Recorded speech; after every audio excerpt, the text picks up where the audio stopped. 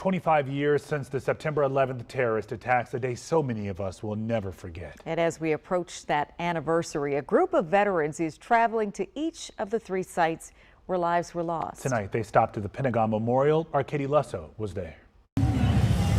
Tuesday night, about 24 veterans arrived in Arlington, Virginia as part of a 9/11 remembrance ride, making their way through the tunnel to the site of the National 9/11 Pentagon Memorial. I was in San Antonio, Texas. Charlie De La Cruz was in Air Force training when he learned the country was under attack. I felt a lot of shock and surprise. Now he helps other veterans work through the trauma that can come after service through Project Odyssey. I remember where I was in high school when the towers fell. Sean Seguin with the Wounded Warrior Project says 9/11 became a turning point for an entire generation. A lot of us joined because of this. All of us were touched by this moment, and it led to dramatic shifts in what our careers looked like. You knew how to get out of that building. Leading Tuesday's tour, Pentagon Memorial Fund Executive Director Joe Kornoff. I was 15 years old that day, and I was a sophomore in high school and didn't know until late at night whether or not my parents were alive. His mother was working inside the Pentagon on 9/11. Thank God we were one of the many who had their parents came home,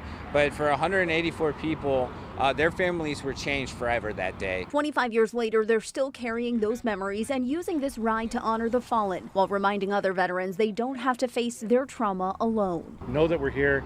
Know that we're here to help them. If they need to take a knee for a moment, we'll help them lift them up after it. Next, they're headed to Arlington Cemetery before riding up to Shanksville, Pennsylvania to visit the Flight 93 Memorial. Outside the Pentagon, I'm Katie Lusso, WUSA 9.